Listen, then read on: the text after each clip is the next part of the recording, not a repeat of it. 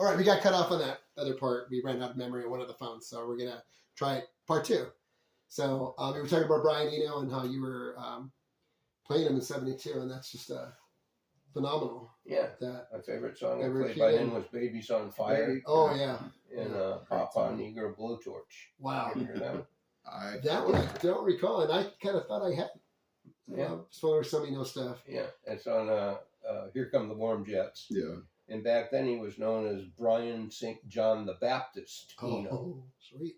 That was the name he went by. He went by, yeah. New tidbits till you've learned here. So, in your recollection, what do you think is one of your favorite memories from K-Rock through the different times that you were there? What would you say? All the wonderful people.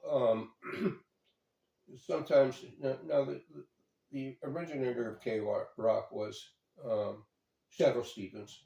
Great talent, great voice, nice man, very talented, very, very so talented. And then Daryl Wayne took the reins, and I don't think Daryl Wayne gets enough kudos for all he did for that station. And then of course Rick Carroll came in. Great, the best program director besides Daryl I ever worked for in my life. Rick was a real special guy, of course. So is Daryl.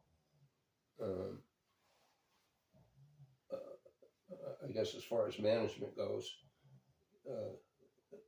they fought. If management was unhappy with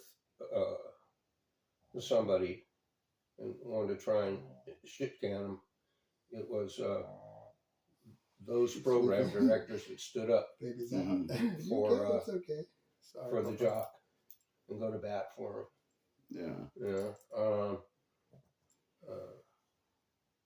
When I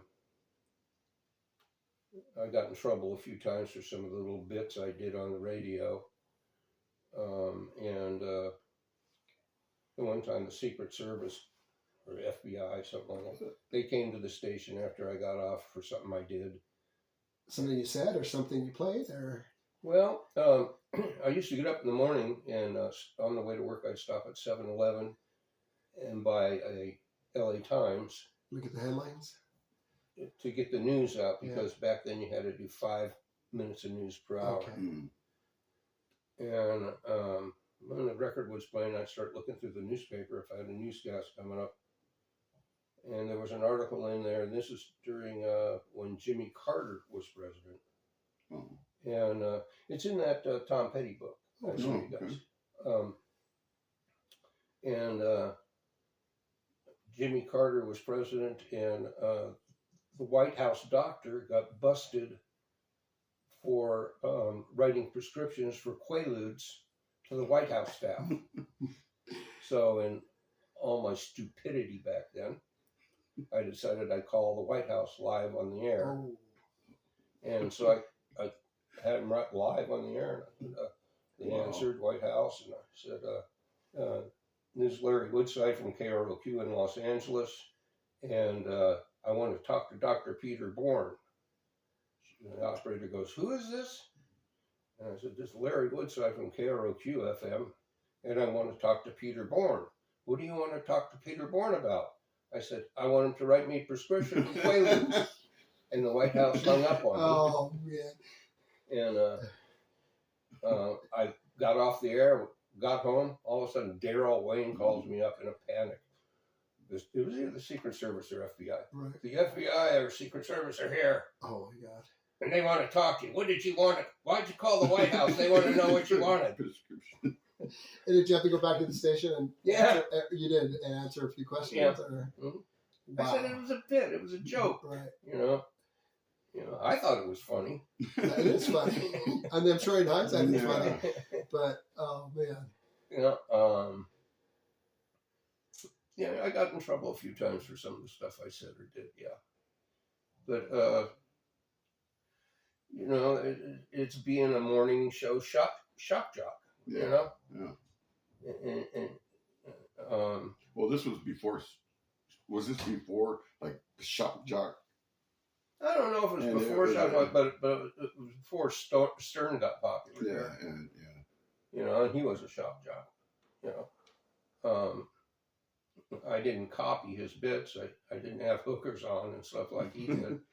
But certainly I would push the envelope a bit. Made Daryl sweat a lot. I never did it with Rick because Rick was serious. And it's like her. Who is that? yeah, she's got asthma. Oh, hi, Mama. Sorry, What's that to song? wake you up. Who does that song? Come on, come on. I got asthma. And this is Oh, you can't see it on there. That's Bootsy. Bootsy. We have a second guest on the show, or on the segment. I say Yeah, show, but Bootsy, this come is on. just a little bit of This a is Bootsy. road trip diary. Bootsy. This is My baby Larry's Bootsy. puppy dog, Yeah, it's my baby and girl. she snores. She's snoring. And she knows all the K-Rock Yeah. stories. Yeah. The ones you're hearing now and the other ones that He's you kept may or her may up never late hear. nights. So, Ah, puppy. Yeah, she's. so present day, are there any bands that you Good question. like Well, that you play on your own I'm time? not. You know, I'm kind of stuck in the '60s, '70s, and '80s. A few bands I like from the '90s, of course. I really like Garbage. Oh, Mhm. yeah. Really like them. There's so much music, you know, and I'm not involved in it. And there's so much music. As I told you, I did internet radio. I was one of the pioneers of internet radio Yeah. for 12 years, stationed in Sweden. And I specialized in indie music, bands without record contracts. Of course, record contracts are really hard to get. Certainly, artists are losing a lot of money. Yeah. But there was a guy out of Australia by the name of, had a band called Mark Cashin and the Little Hussies, who I played a lot. It was a great songwriter. He was on Sony Records. He was one of my favorites. But there's so many. I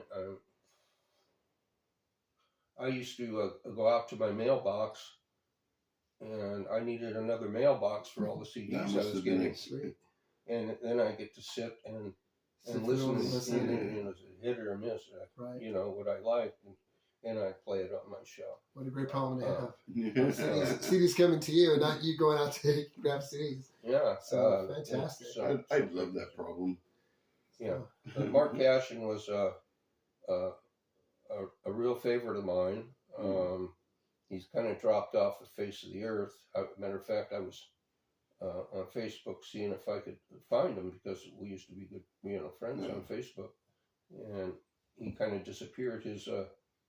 His son Cohen was his drummer, and he was killed in a car accident. And after that, Mark Things just change. kind of God, that's tough. quit. That's tough. Quit. Well, you know, actually, since we're on here, we just want to, you know, Larry had a recent birthday, and if you didn't see it on the page, you know, or didn't hear about it, we want to wish you, and Friday, wasn't it? officially wish you a belated birthday. Yeah, thank you. Happy birthday. You know, happy birthday. Thank you. And you've been such an important part of our page, whether you know it or not. He's been a member of our page for some time now. And if you have any questions for Larry about old K-Rock or the old days or anything, would it be okay for them to reach out and Yeah, message you on the absolutely. page? Sure. You know, Sure, I really enjoy or tag them on a post for hearing sure. from You know? former listeners, and I appreciate so many of them remembering me and keeping the old K-Rock spirit alive, because it was a special station. As we talked about earlier, when our paychecks were bouncing and all that, it was more than a job. It became a fight to be able to play this great new music that you wouldn't hear at any other station. Became a cause, for me anyway. I'll speak for myself. I can understand that. it was very important. I love the station. I love radio broadcasting, but out of all the stations I've ever worked for, KROQ's got to be my finest and my favorite because we got away with murder and we had fun doing it. Yeah. And it was every day was a party day, and who can say that about going to work? You know, it's funny because I think you say about the fun. I think that really did come through the airwaves, at least for some of us that were coming up. You know, and the relationships we developed with listeners while we were on the air. You know, you were all our buddies. Yeah, definitely. It wasn't like a stiff shirt KLOS kind of format or KMET kind of format. They were friendly, but you couldn't pick up the phone and have a conversation with me. Right. If you called those stations. You have to go to the KLOS community switchboard. right? You know, very seldom did a jock answer. But, you know, we tried to have fun with our listeners.